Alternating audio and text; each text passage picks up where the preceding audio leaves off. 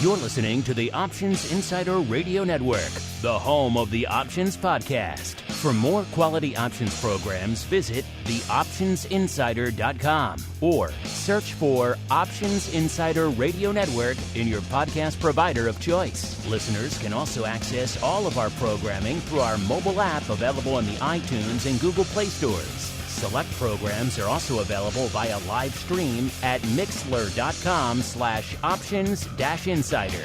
That's mixlr.com/options-insider. Don't forget to follow along with your favorite programs and submit your own questions for the hosts at twitter.com/options, stocktwits.com/options, facebook.com/theoptionsinsider, or via questions at theoptionsinsider.com.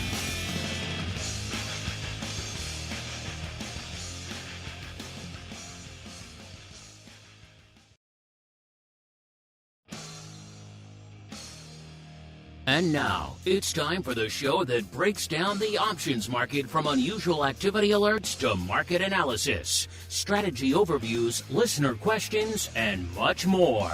If it involves puts and calls, then our all-star panel will break it down.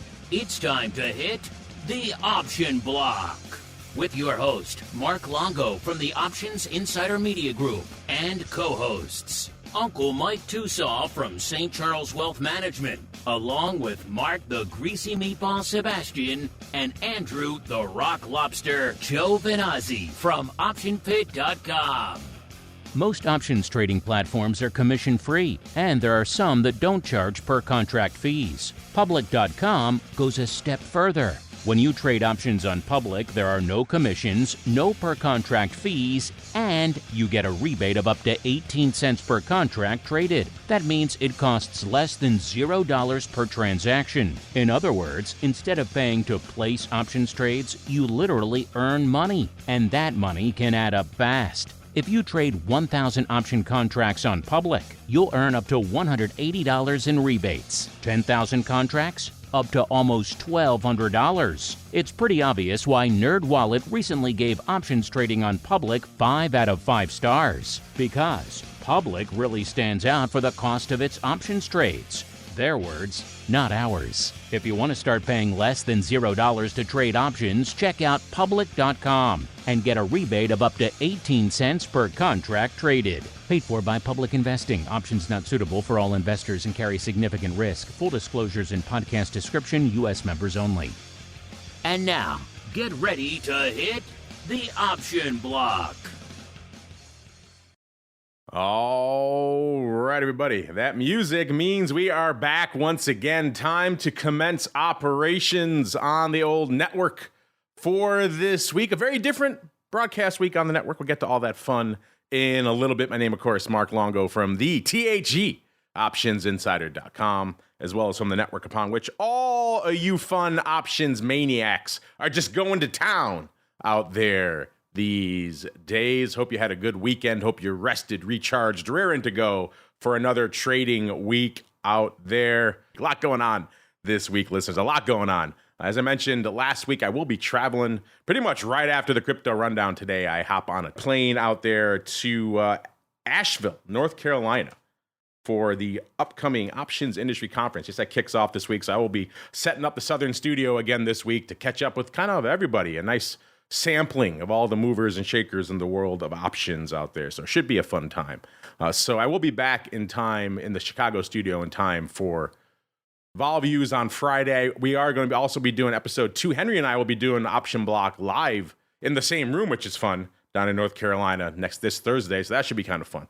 We'll beam everybody else in as well, of course, through the magic of technology here. Of course, provided connectivity is good in the resort where we are down there. It's a big if, but so we will be coming at you later this week. You'll already heard, if you're on the pro side, you already heard Options Boot Camp for this week. Otherwise, you'll be getting it on demand later this week. Of course, if you want to join the pro, get all that early stuff, theoptionsinsider.com/pro, the place to go to learn more. Those folks are also going to get early access to all the stuff we have coming out of OIC, including all my great conversations with all the folks. Broad sampling. A lot of you have wanted us to talk to Robinhood about what's going on in the options world. Spoiler alert, we're going to do that this week, put their feet to the fire, talk about what's going on. What are they up to from an options perspective? How do they view this crazy options market? And a whole bunch of others. All the exchanges will be coming on. You name it. It should be a fun time in the world of options. You folks always like our content. Of course, if you can't make it to OIC, we also have you covered there. This is how much we like you folks. We go all the way down there. Very expensive conference to attend for everybody. We get all the panel audio exclusively for us. And then we give it all to you folks. So you guys can all listen to it. So if you can't make it to Asheville, or maybe you just wouldn't go to an options conference because you're not a professional, I get it. Then, hey, we have the panel there for you. In fact, right now, as we speak, our team is retweeting all the content and sharing the links to all the content from last year so you can catch up on everything you missed. We have all that panel audio going back over a decade now exclusively for us. So we are the home for all of that options industry conference panel content as well. So if you missed anything, you want to just check it out. I'm always amazed how many people download this stuff on, your traditional retail platforms. It's always fascinating to me. So a lot of great stuff there if you want to catch up. So if you can't make it to Asheville, we're kind of your voice in the room. So it should be a fun week out there. Speaking of fun, let's kick it off the way we are wont to do with a little bit of fun here on the show. We are joined on the Monday episode by the unklest of Mikes, Mr. Uncle Mike TOSAW, as well as by the greasiest of meatballs, Mr. Mark Sebastian from OptionPit.com. A little bit of a changeroo. So no rock lobster today. It is the meatball instead. Gentlemen, get your hands on the buzzers. You're going to need them today. It's time for a little bit of 80s trivia. Here we go.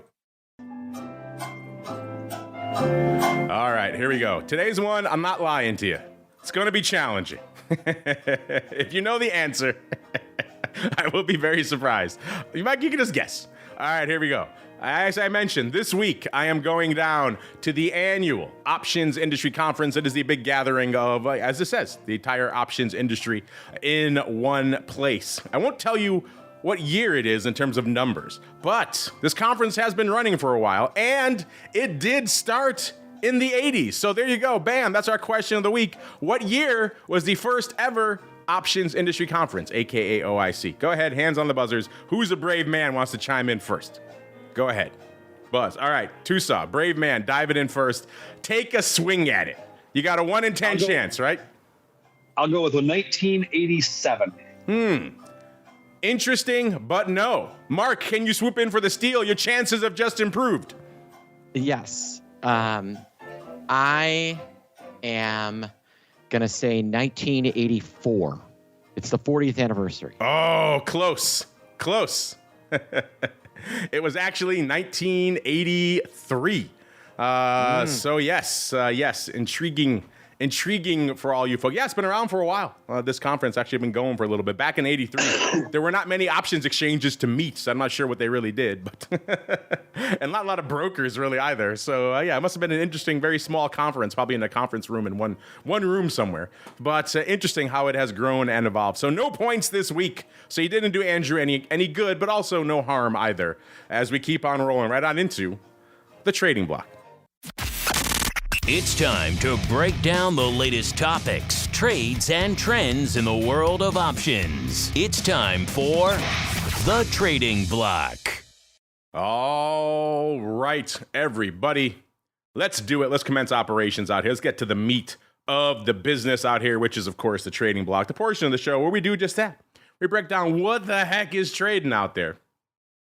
And as we're kicking off the week, we're seeing another kind of optimistic, mildly optimistic start to the week. Pretty much as everything is up about 1/4 to 1/3 of a percent out there across the board. Of course, we have a banger week for earnings on the docket. Quite a few big names you folks have actually heard of drop in this week. Of course, we also have something called the Fed. I'm not sure what it is, but that is popping off this week as well. Just when we thought, man, we could move past the Fed for a few minutes, they're right back in there saying, hey, don't forget about us. We are dominating all your waking thoughts in this freaking market these days. And then, of course, let's not forget our friends, small caps. They're bucking the trend. They're up not quite a full percent, but about 0.9% out there. So a little bit of a banger day in small caps. All that a long way around to saying vol is coming back off again. We're back below a 15 handle, listeners. 14 3/4 puts us down 1 3/4 points from where we were on the Thursday show. VVIX getting back into that territory where we just said a few weeks ago, man, when it gets down here, now maybe you want to pay attention. It is now at a 78. Can it keep going lower? Sure. Can it get to like a 75 or maybe a little bit lower? Sure. Can it hang out there for a little while? Sure. But if past is prologue, it tends not to, usually. Of course, we are heading into that summer period. Maybe we are getting into we're almost this week is May. I won't say the cliche, but you know what it is, listeners. So are we starting to head into that range?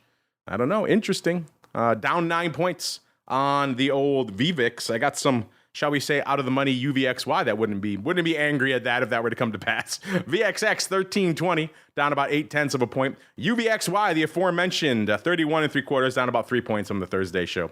SVIX 40.5 up 2 1/4, so back north of the 40 handle. And good old UVIX continuing its march to 0, 8.5. It was just 12 and something not too long ago, so it's down about 4 points in less than a week. So crazy week out here for UVIX, down 1.2 points from the Thursday show out there. All right, a lot to unpack. No winners this week, but we haven't had Mr. Meatball on the Monday show in a while.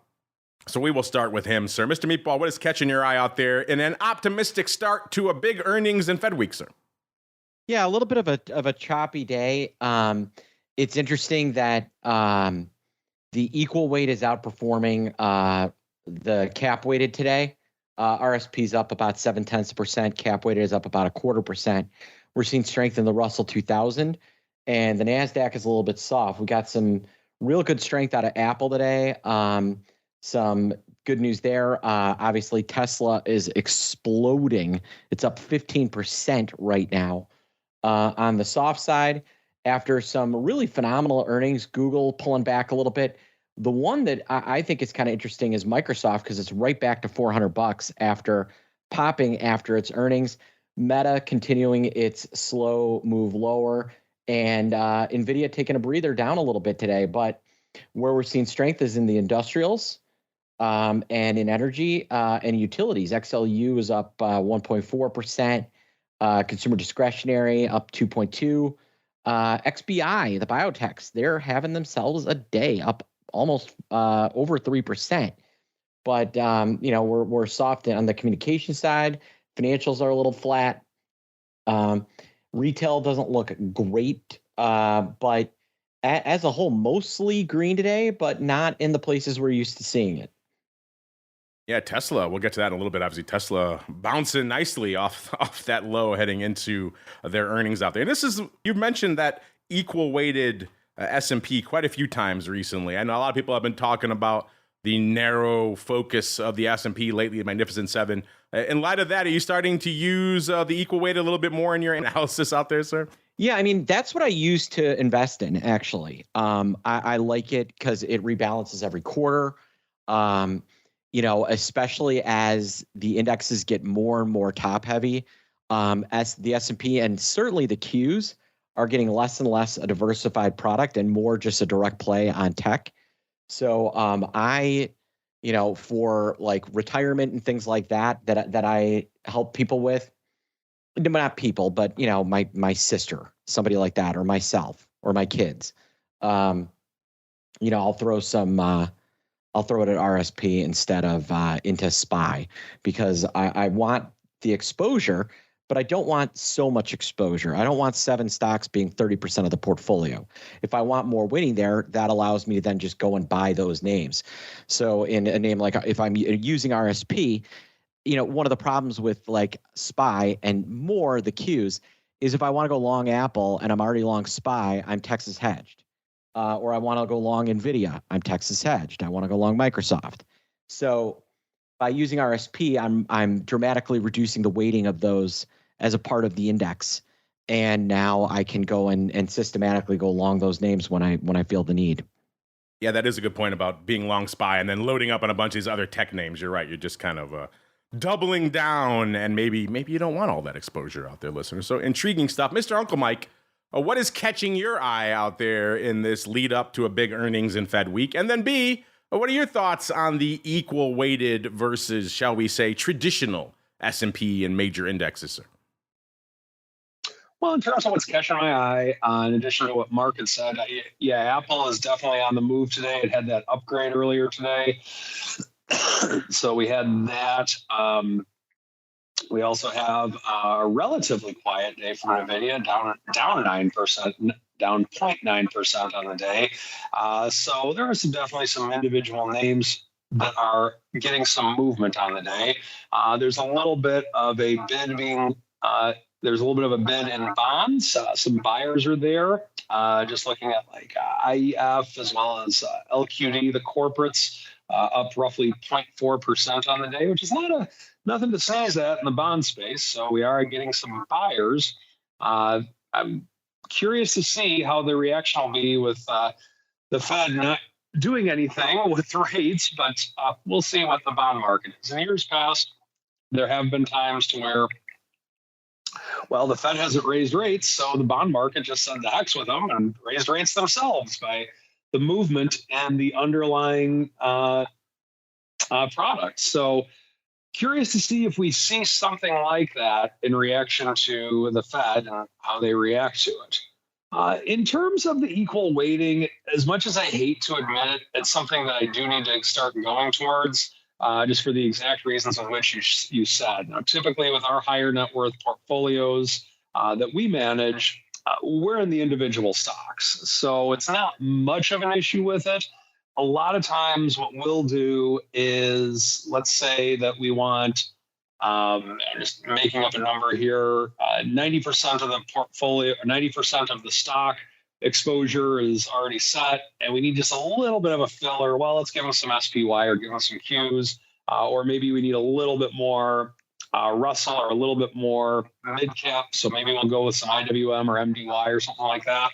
And so we'll use SPY along with that. The reason with which we do a lot of times is because the S&P has set the standard so much for so many years. For longer term investments, we don't use that a lot per se. Just like I said, we're using the individual stocks. Usually it's more of like a filler, but I agree. It's something that we need to look into a little bit more of for using something more equal weighted, because of the fact that you're absolutely right. When you have something that is so top heavy like it is right now, that you need to be aware of that. You need to make sure that we're doing the right things for people. But for the time being, it's not a major part of what we do in a lot of areas. So it is kind of one of the things to where we're always trying to get better. So let's see how we can get better with that. That's what we do. It's also challenging from a money management perspective because you're not benchmarked against the equal weighted S&P, right? So it would be a little bit of a change of paradigm perhaps there as well. But interesting conversation as everyone is out there these days lamenting the just complete dominance of the quote unquote Magnificent Seven out there. Maybe something to consider, listeners, approaching a more equal weighted philosophy to your S&P exposure. And then you can pick your poison out there. If you want a little bit more Apple, maybe you want a dash of Amazon in addition or something like that, you can go out there and sprinkle that at your leisure out there. You're not forced into having this kind of allocation out there, which again, some people not liking that these days. Let's see if the market is liking this somewhat gently drifting start to the week. And the answer is, kind of a shoulder shrug out there, listeners. VIX right now, 340,000 contracts. As you'll recall, on Friday on vol views, we were already north of 500,000 out there. So not quite as robust as we were on Friday. But again, not nothing. It's not a $1.50 either. There is something going up out. Let's look really quickly. Let's just look for fun. The big dog out there in VIX today, 22,000 of the May 17. So going out a little bit of a ways. I thought we might have some weeklies lighting it up. So nope, May 17s followed by the July 25s, 20,000 of those. So that's 42,000 of your contracts out there today. July 25s, that's an interesting one as well. So that's it, 340 on the tape for VIX today. SPY also kind of light, 4.1. Let's re-rack it right now and see if they've caught up a little bit since we've been talking out there, listeners. About 4.2. So it's pretty much in the ballpark of where we expected. Usually expected to be around 4.3 this time of day. So a tenth off, not going to hold it against it in this era. We are coming up into the much dreaded May season. The ADV 8.41 million out there. The S 1.4 million on the tape right now. The ADV 3.25 million out there. IWM, they were moving a little bit today. Maybe they're putting up some numbers out there. And the answer is kinda. Nothing crazy. They got a ways to go. They want to hit their ADV today. They're at 530 right now. So they're outpacing VIX, but their ADV is also almost 1.5 million, 1.42 million out there. So they also have a much more sizable ADV to hit than VIX does right now. So it doesn't seem like they're going to make it, but hey, second half of the session, you never know what lies in store for us there. And the Qs also kind of light right now. Usually this time of day, especially with their new ADV that just crossed the 4 million level right now, 4.01 million to be precise in the Qs. They're at 1.8 million. They usually expect them to be about 2.2. They're one of the more reliable ones we talk about, 2.2 almost every day. SPY usually pretty reliable, around 4.3 million as well. The VIX can be anywhere, the other ones could be anywhere, but the Qs usually pretty steadfast, and today 1.8 million, so kind of light. They're on pace to maybe, if they turn it up, hit that 4 million, but we shall see. Let's get up to the single name, shall we? Is it a banger day out there? Excuse me, on the single name front? The answer is kinda. That's kind of damning it with faint praise. We start off pretty light, but then we get going. Once we get some momentum, listeners, the second half of our story, especially the top of our story, bit of a banger, but it starts off slow. So bear with me here, listeners. Number 10 today, only 177,000 contracts on the tape. It's good old softy, 177 on the tape. That's kind of a light day for Microsoft. As the meatball alluded to, they're kind of giving back some of that bloom they put on their rose last week. Off 5.25 right now, trading pretty much 401 even. The saga with them was kind of a topsy-turvy week last week. This time a week ago, they were trading close to 405, and then they kind of they got whopped down to about, looks like 390 before bouncing. Then, of course, coming out later with some stronger numbers, getting up to 421. So there was exactly 20 handles off that high right now on Thursday, and also about 11 handles above the low on Thursday as well. Thursday, a very active day out there in Microsoft last week. So kind of setting out in the middle of that range. Will it continue this downside momentum, or will the worm turn out there? We shall see. Number 9, Alphabet, also giving back a little over $5, about 5 1/3, about 3% for them, trading 166. 60, the saga for them as well. After everyone got spooked by Meta last week, Alphabet sold off to about 151. So they're still about 15 3/4 above that low, but they also shot up in the at least on Thursday to about 179.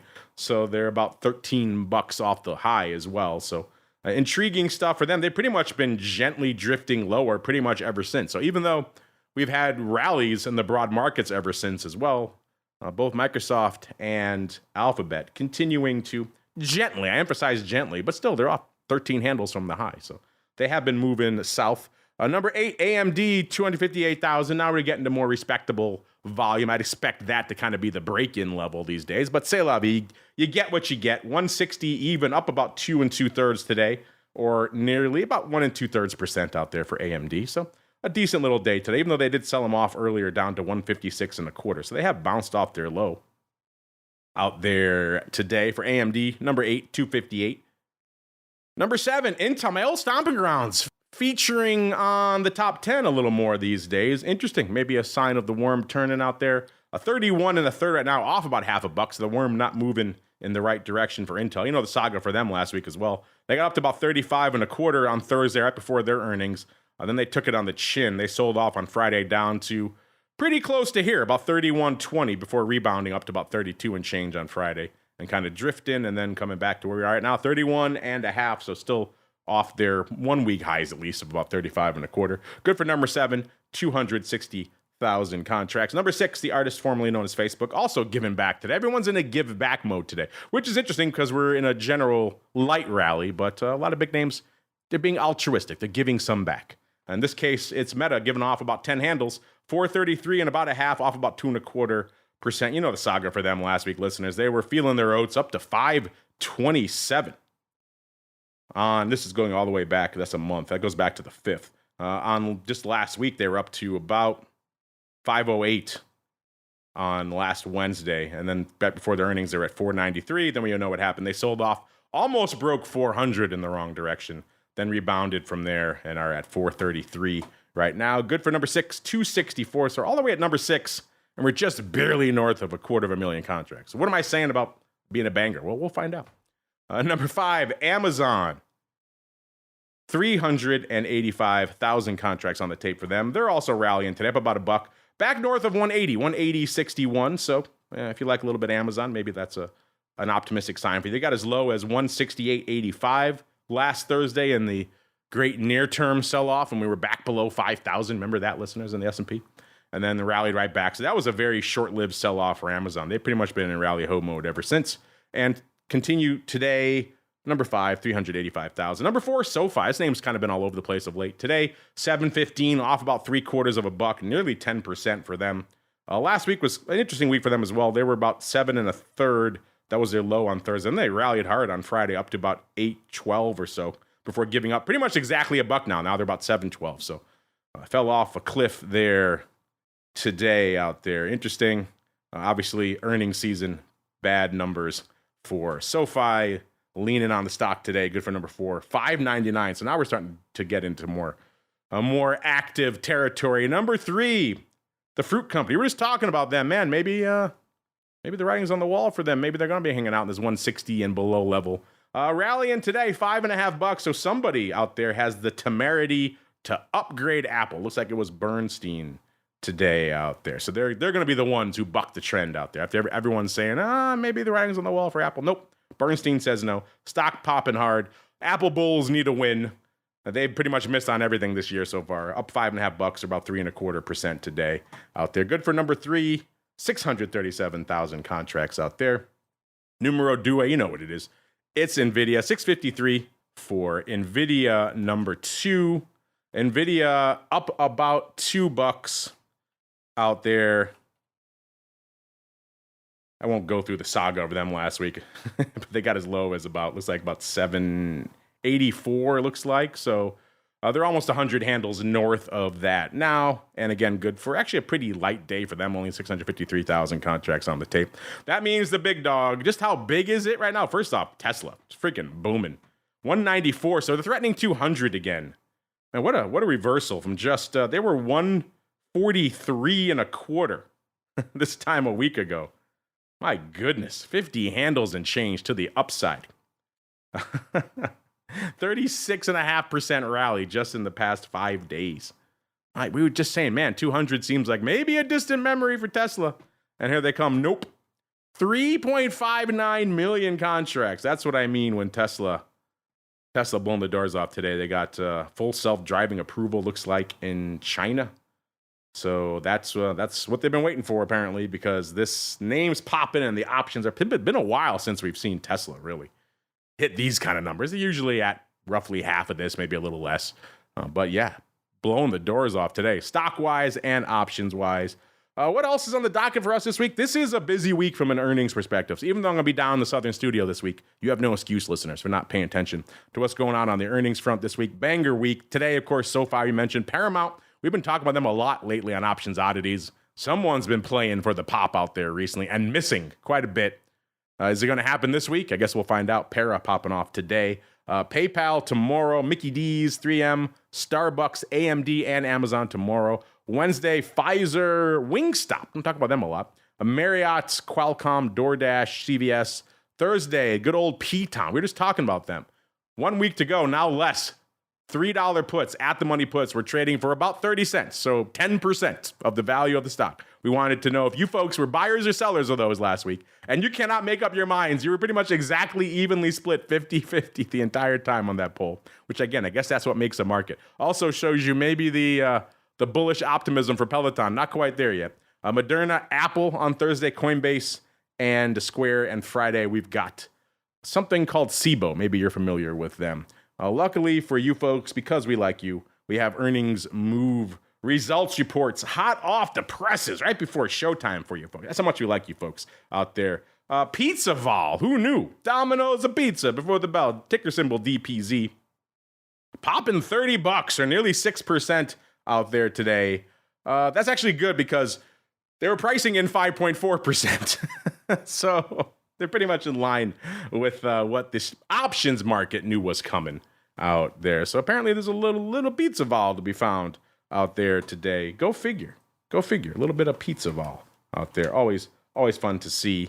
Let's go on today, unless you want to really go into a DACO New Energy Corp, ticker symbol DQ. No, not Dairy Queen. They're popping off before the bell as well. But let's get beyond. Let's go out to later this week. Mickey D's tomorrow before the bell. 273 is where they were trading when we ran this report. They were pricing in 7 2/3. In the past, they moved 5 1/3. So, my goodness, 2 1/3 more dollars being slapped on there, Mickey D's. So they're pricing in a little bit of extra juice in Mickey D's. Is that merited? Well, I suppose we shall find out. You slinging Mickey? You don't get a lot of people writing in about Mickey D's. It's not really an options stalwart, but maybe this week that will change. Buffett's favorite, Coke, 61 3/4. They're tomorrow before the bell. They're pricing in $1.20. In the past, they moved 80 cents, so 50% more vol there. That's a heck of a lot for Coke. PayPal, 30th before the bell. 65, almost $66 is where they were trading. They're pricing in $5.50. In the past, they moved 6.13, so a little bit less juice, which is kind of interesting. AMD and Amazon both after the bell on the 30th as well. AMD 157 and about a half when we ran this report. They're pricing in 12 3/4. Get this, listeners. In the past, they've moved about 8.90. So not quite $4, but pretty close to it, worth of extra juice. So you're talking about 40-odd% increase. Again, AMD's been popping. All the chip names have been popping of late, so you can probably argue that it's merited, but still, that's a heck of a lot of juice. Amazon, same day, 179 2/3. They were pricing in about 13.40. In the past, they've moved about 13.40. So Amazon keeping things tight, right in line with what they've done historically, which is kind of interesting, but not the case in AMD. They are pricing in more juice. So if you like AMD, might be something to pay attention to. Maybe if you think it's overdone, maybe you like to harvest some premium, maybe you got an opportunity there. Or maybe you think it's too cheap and you want to load up on it. Starbucks, coffee vol, is there any? Let's find out. 88 1/4 was where they were trading when we ran this report. They're pricing in 5 1/4. In the past, they've moved about $4.50. So 75 cents more juice on top of a $4.50 straddle. That's saying something. There has been obviously a little bit of input price vol on the coffee front, so that's kind of interesting out there. Let's keep rolling out here. Man, so many names popping off. We could literally do an entire show on this list. And let's get to some of the highlights here, though. Let's go to DoorDash first after the bell. They're trading 132, pretty much even when we ran this report. They're pricing in $12.50. In the past, they moved $10. So fully 25% more vol slapped on there on DoorDash. That's kind of interesting. Carvana, we talked about them a lot of late. Mostly it was on oddities, and maybe I should say of late. It was probably in the last year or so. They were much cheaper than they are now. 84, almost $85. They were a lot cheaper when we talked about them last. They were pricing in $12.81. In the past, they moved $17.20. So they have cut a ton of juice off the top here. Wow. Carvana saying no vol to be found in the car market. I find that interesting given everything else we're hearing out there. Seems like a tumultuous time in the car market, but these Carvana numbers say no. eBay first after the bell, $52 even. They're pricing in $3. In the past, they moved exactly $3. So no joy to be found. Now, let's keep rolling. Man, there are so many listeners. Qualcomm first after the bell, 165 2/3 is where they were trading. They're pricing in $10.50. In the past, they moved about $10.40. So no real joy then, or I should say there, listeners. Patterson Energy P10 first after the bell, 11 1/4, pricing in $0.0025. In the past, they've moved about $0.50. We don't have Peloton in here, which is kind of interesting since they are popping off this week, and that's one I know a lot of people. I think it'll come up later. Moderna second before the bell, 108. They're pricing in $8.50. In the past, they've moved $7.50. Oh, man, there are so many listeners. Let's keep going. Let's see if we can find your favorite out there. Let's see. Shake Shack, that one of your favorites, listeners, second before the bell. 104.88 is where they're trading. They're pricing in $9.50. In the past, they've moved $9. If I sound like an auctioneer at this point, listeners, I'm trying to squeeze in as many as I can for you folks out here. Apple, the fruit company, second after the bell. 169 1/3. They're pricing in 6 2/3. In the past, they moved $5.30. So extra juice, given the fact that it's moving $5 today, you could probably argue that is merited out there. But interesting, Amazon, or I should say Apple's been an interesting one to watch of late. We were just talking about it last week, how maybe we thought not that long ago it was going to maybe revisit the 100 level, in which case that'd be an interesting level. But it doesn't seem like that's the case right now. You like it going into earnings, listeners? Coinbase, second after the bell. A lot of you use this as your proxy for the crypto market. 236 1/3. Oh my goodness, they're pricing in $25.31. In the past, they've moved $17.40. My goodness, you're talking nearly $8 worth of extra juice. Coinbase pricing in a banger. My goodness. Is it merited? I guess we'll find out. DraftKings, second after the bell. So a lot of names you folks might interact with popping off on the second.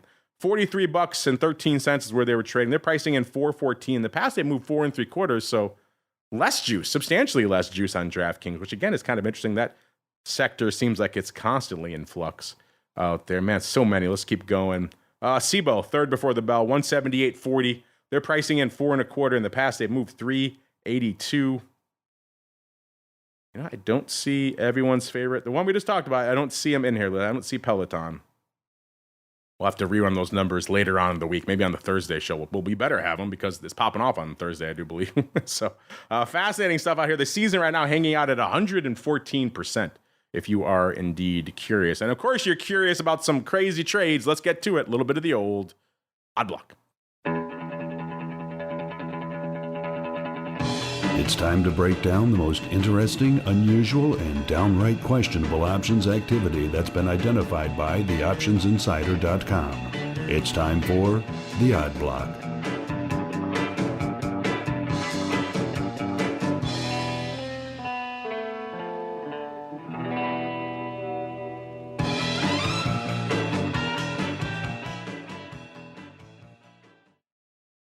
All right, everybody, let's get weird. Let's get wild. Let's talk about, you like the movie Avatar, listeners? Is that your favorite? Good old AVTR. That's a ticker symbol here, but we're not talking about Avatar. We're talking about Avantor Inc. This is the biotech. We talked about them before. It's been a while out here, listeners. Trading 24.16, up about 1/4 or about 1% today. On the year, decent year, up nearly $4. They were about 20 1/4 a year ago, so almost exactly $4, $3.95. And then their low came 17.15 right around Halloween. Ever since Halloween, they've been pretty much straight up. So it's been a good run, about $7 to the upside since Halloween. So you can't complain about that.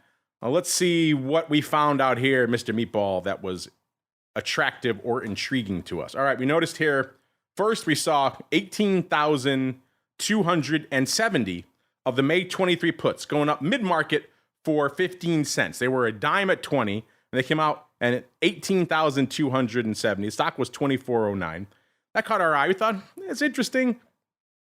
23 level could be a hedge. It was much lower than that before. Could also be a bit of a premium harvest out there because we sent our Eye of Sauron back to look and didn't go up as a spread, but almost the exact same size went up again a little over an hour later, this time on the June weekly 23 puts. So the June expiring on the 7th, 23 puts going up on the bid for 25 cents, 18,160 times. It could be unrelated paper, but the fact that it's the exact same strike, almost the exact same size, going up a little over an hour later does give us some pause. Worth noting, the stock had rallied about 30 cents in the interim. It was 24.40. It was about 24.10 when the initial puts went up. So that opens the question now. Are they legging into a spread 1 hour apart, 18,000 contracts? That does seem like a bit of a dicey prospect, especially with the stock whipping around. Was someone inspired by the other print? Are they just doing a time stupid?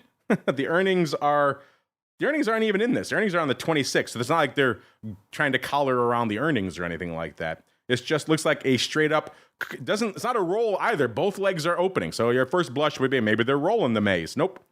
Opening on both. So, Mr. Meatball, we have an interesting conundrum to kick things off out here in Avatar, aka Avantor. I'm curious, did you notice these two sizable put prints going up about an hour apart? And then B, what do you think they're doing? I think they're just legging into a time spread an hour apart? Yeah, I mean, the sizing says probably.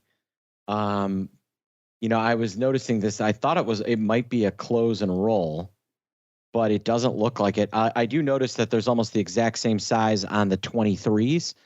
So I believe what they were was short the 22.5 puts, and they're covering those by buying the cheap 23 put and then opening a new spread out in June. So I believe that is what they're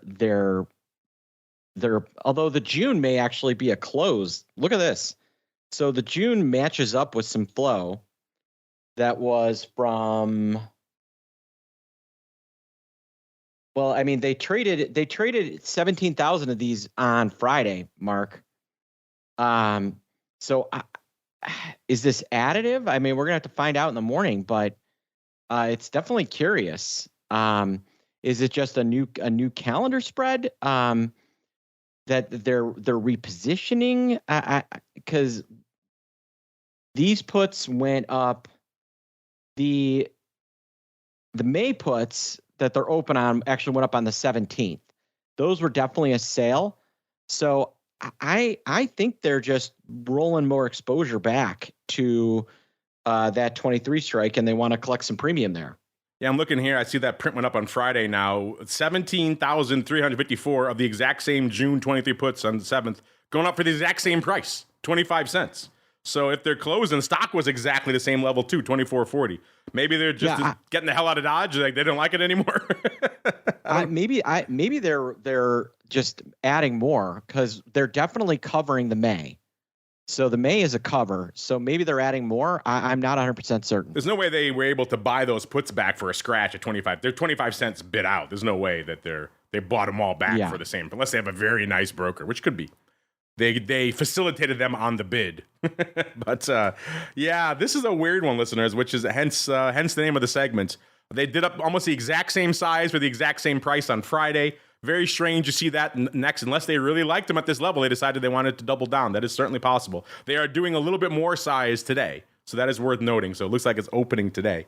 So yeah, a definite weird one. And again, none of it has anything to do with earnings. Now, it is a biotech, so that there's other rules of engagement out here. It could be FDA things going on or whatever.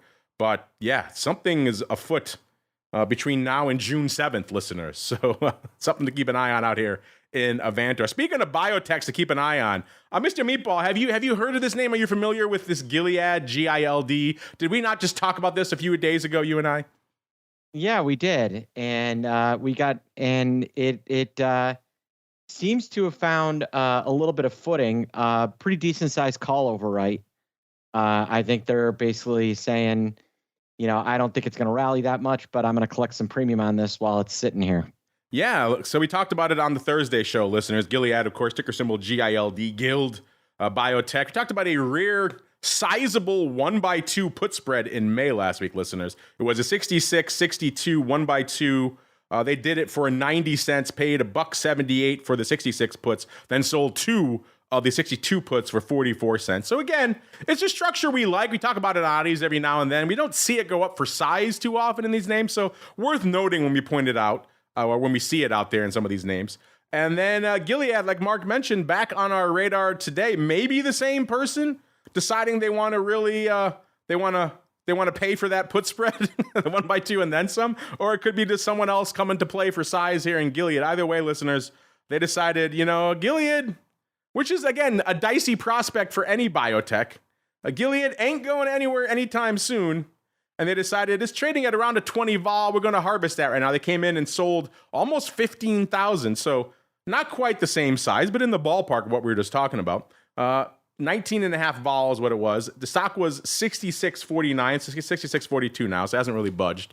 They blasted away at nearly 15,000, 14,910 of the June 67 half calls for $1.58. So that was 6 cents below the bid. So they had to stretch a little bit to get these filled out there. So if this was the same person, which I'm not saying they are because it's different months at the end of the day, it'd be weird to sell the June against the May. You'd probably want to see them line. People usually in the institutional side like to line these things up a little bit more. But it's possible. It is possible someone deciding, hey, we paid 90 cents. Let's sell this for $1.58, and then we're collecting money on this whole trade. Or it could be someone who's deciding, the next earnings isn't until August. This thing's going to sit here for a while. And so let's just collect, $1.60. What's $1.60 15,000 times amongst friends out here? Mr. Meatball, what are your thoughts on Gilead coming back this time with a size call overwrite, sir? Yeah, like I said, I think they're not looking for huge upside, but they want some income against a long position. I don't hate it. And you don't think this is the 1x2 guy saying, I want to make a credit out of this whole thing? No, I don't. I think they're unrelated, if I had to guess. That you're probably right. It is more fun if they are related, though. So I'm just going to leave that out there. It would be more fun. Sometimes the options world can be more fun. If everyone was just doing all the same stuff, that would be fun. All right, let's keep rolling. We know you folks like a little swing for the fences upside fun. So let's get out of here on that, listeners. Let's go out to MLCO Resorts and Entertainment Limited. This is a resort and casino name out of Hong Kong. And ticker symbol MLCO, MLCO, trading 660. They had their earnings call before the bell, looks like today. So market liking what they're hearing, up about $0.25, or about 4%. On the year, let's see, a rough year for MLCO. A year ago was almost $14, so they're off about $7.15, or 52% on the year, even after today's little rally out there. So today's rally ain't going to do it. It's got a long way to go to dig out of this hole. Wow, a rough time here for MLCO. But you know what, Mr. Meatball? Somebody out here appears to be saying, you know what? This beatdown on MLCO Resorts, this is overdone. I won't stand for it anymore. I am going to buy the May 7 calls. Again, we're at 662 right now, listeners. The 7 calls expiring on the 3rd. So just this week. Hard to believe we're hitting May this week already. I still can't process that, but I guess on vol views I'll have to. I'll have to come to grips with it then. But yeah, the May 3rd call is expiring this Friday. On the 7 strike calls, they paid 20 cents. They lifted the offer, these bad boys. They were a nickel at 20 cents. They said, we'll pay 20 cents for all of them. 4,155 times. So far, they got as high as, let's see, 671 today. So they got a little closer, but the stock was 655 when they bought these. They need this stock to really pop. I don't know, Mr. Meatball, bottom fishing in MLCO Resorts for this week, sir. What do you think? You know, they love going after this. It does have earnings coming up. They're on the 30th. It's very China-centric, MLCO. So, having a nice day today, maybe a little squeeze action in this one potentially. Gets a one more little push higher, and this trader is going to be in business. Oh, you know what? I misspoke. It said earnings 8:30, but that was not today. That's coming up tomorrow. So they do still have earnings. That makes this trade make a little more sense then. Okay, you're paying 20 cents. Now you're kind of swinging for, if the earnings had already happened, what are you doing? But okay, I could see that then. You're getting your 1 week lottery ticket, trying to gamble on the earnings. It is a casino name. Makes a certain logic, I suppose. Let's see if Uncle Mike makes logic. Let's find out, shall we? A little bit of the old strategy block. It's time to dispense options, wit, wisdom, and education. It's time for the Strategy Block.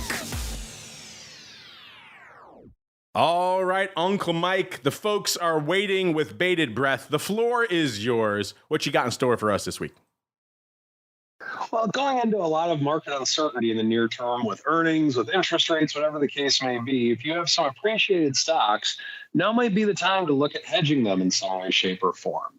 And 2 common ways with which you can consider doing them are a traditional collar and what I like to refer to as a knockout collar. Now, let's start off with the traditional collar first. Let's say you have a stock, it's appreciated in value. You don't really want to sell it, but you're just kind of concerned in the near term that might pull back a little bit. But if you have to sell it, you want to sell it for a little bit more, of course. A collar might be something to think about. And so for the time frame, usually 1 to 2 months is something where you can look at a collar if you're looking for event risk, like an earnings announcement or something along those lines. So let's say that a stock is trading at $100 a share. It's up from 30, 50, 60, whatever, and it's at $100 a share. Well, a costless collar, something that won't cost you any money, that can actually protect a vast majority of your holdings, it's kind of intriguing when you think about it. But there's good and bad to it. First off, what is it? Well, if the stock's trading at 100 and you want to protect 95% of your holdings, you can buy a 95 put. Now, of course, those puts cost money. And that's the bad part about all hedging, is that it's not free. So a way with which you can protect against that and don't have to take on any premium risk or minimal premium risk would be to sell a 105 call for the same expiration. Now, it's never going to work out exactly, and a lot of times you might pay a little bit of a debit for it. Don't be a perfectionist trader. If you got to pay a little bit of a debit, it's not the end of the world, but you might get a little bit of a credit too. It just depends on the stock. And so what happens is that you own the stock. You sell the 105 call with the premium that you immediately get. You can use that premium to buy a 95 put. So now you're in a position to where if the stock does decrease significantly, that you're protected from 95 on down. You have the right to sell the stock at 95, even if it goes to 25. So you have that protection in place. Now, of course, the bad news is that you also have your upside capped. You sold the 105 call against it. So that means that any upside past 105, you don't get to be a part of. And you have to be prepared to sell it at 105 if called upon to do so. Are you ready to make that sale? Well, if you're not, you might not want to be doing a collar. You may want to just sell the stock to begin with, or you may want to just buy a put and pay money for the debit of it. There's a lot of thoughts that can go into it. Now, the second way with which to hedge, on both of these methods are things that we use at RCM for our client portfolios at times, is you can still sell the 105 covered call, but let's say that you like the stock at 100, you would love it at 95. If it went down to 95, you would just be ecstatic to buy it. Excuse me. Well, what you can do is you can sell the 105 call. You still have the upside capped off. But with this premium now, instead of buying a 95 put, you can then buy a 195 put spread. You buy the hundreds at the money, and then you go in turn and sell the 95 puts. The cost of the put spread a lot of times will be about the same as the covered call. So in other words, do you want 95% of the entire asset protected from 95 to 0? Or are you just concerned with a little bit of a pullback from like 100 to 94 or 95, something like that? If you're more concerned with just a little bit of a pullback, then I would suggest the second choice, what's called a knockout collar, meaning your protection is knocked out once you get below your short put. So both of them have a place in the world of hedging. It just depends on which one you are looking to do and where your risk tolerance level is. And that is the strategy block for the day. Last one of the month of April. Now it's time for our last segment of the show. It's time to go around the block. It's time to tell you what we'll be watching on our trading screens until the next episode. It's time for Around the Block. All right, everybody, welcome to Around the Block, the portion of the show where we tell you what we're keeping an eye on. And man, is it a jam-packed, event-full weekend out there. Of course, you got the Fed kind of looming over everything. Also, every big earnings name you could think of pretty much on the planet popping off this week. So a lot to keep an eye on. Of course, we will be heading down to the OIC conference this week as well. And that is our actual question of the week. We put it out to you folks. What do you think we should talk about down there? What should be our big focus down there? Gave you three choices and the infamous other. The impact of zero-day options, 24-hour option and stock trading. Everyone's talking about that these days. The overall options value, surge. Can that continue or other? A lot of you have already written. There was some interesting others out there. But I want to put it to my co-hosts out here this week. Because you all kind of know what everyone's keeping an eye on, I think, this week. But I'm curious for you folks, as I head down there to talk to all the movers and shakers in the options world, what would you like me to talk to them about? Mr. Meatball, we'll start with you, sir. What are the hot issues on your docket you want me to put their feet to the fire about, sir?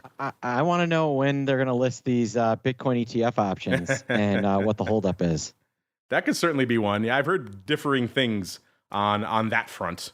But I will make a note. I will make a note of that, sir, to put that question out there to people. And we mentioned the Fed earnings. Anything else you got on your radar for this week? FOMC, non-farm payrolls on Friday, Apple earnings, Amazon earnings, and I think sneaky, super important are AMD. Pay attention to AMD because that's going to give you a real insight into what's going on in the chip sector for real. Sneaky, super important AMD out there. Mr. Uncle Mike, same question for you. What would you like me to discuss with all the folks down there at OIC this week? And then B, what are you keeping an eye on? Are you also watching Stealth AMD? Do you perhaps have another surprise stealth pick in your back pocket you're keeping an eye on this week? I don't have any other surprise stealth picks, so I'll just kind of mirror what Mark had said for what I'm watching this week. And I really don't have anything that is pressing, but just more out of curiosity, talk to him about zero DTEs on individual stocks. When are we getting that? That will probably will probably come up, sir. Right now, winning our poll with exactly 75% of the respondents saying they want to talk about the impact of zero-day options. So that will definitely include what you're talking about there, Mr. Mark. Mr. Mike, I apologize. I will certainly put their feet to the fire on when we will see more of these much heralded, much anticipated zero DTE options, including in the single names. You hear a lot of different stuff about what is the holdup with that. We'll get to the bottom of that this week. 25% of you want to talk about 24-hour options and stock trading. And then some other interesting ones right in the end. Some people want to have some questions about, like Meatball said, about the Bitcoin ETF options, about what institutions are up to in light of all this zero-day flow. So get your ideas in. If they're intriguing, listeners, we will get them answered for you. That's what we do here on the network at the end of the day. But that is going to do it for this show. If you're waiting for Crypto Rundown, don't worry, that'll be back in a little bit. I do have to hop on a plane pretty soon, so it's going to be a Just the Facts, Ma'am Crypto Rundown coming at you a little bit earlier today. Then I'm off to beloved scenic Asheville. Hard to get there from here, I will say that.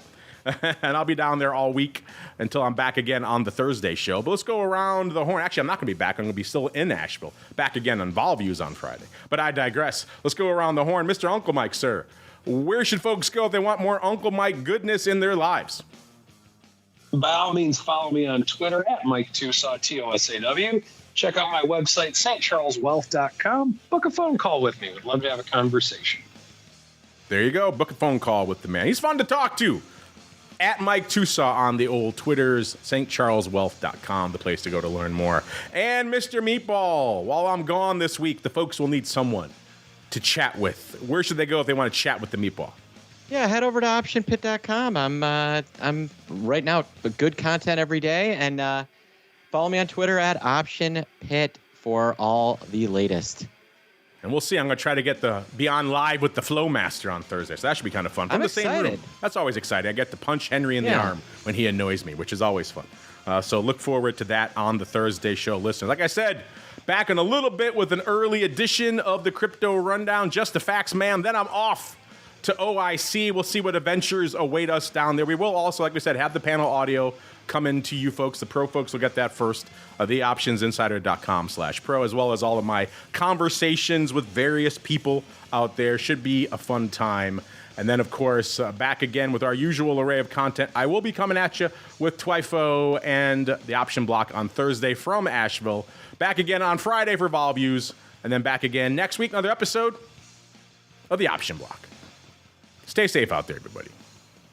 Most options trading platforms are commission-free, and there are some that don't charge per-contract fees. Public.com goes a step further. When you trade options on Public, there are no commissions, no per-contract fees, and you get a rebate of up to 18 cents per contract traded. That means it costs less than $0 per transaction. In other words, instead of paying to place options trades, you literally earn money, and that money can add up fast. If you trade 1,000 option contracts on Public, you'll earn up to $180 in rebates. 10,000 contracts? Up to almost $1,200. It's pretty obvious why NerdWallet recently gave options trading on Public 5 out of 5 stars. Because Public really stands out for the cost of its options trades.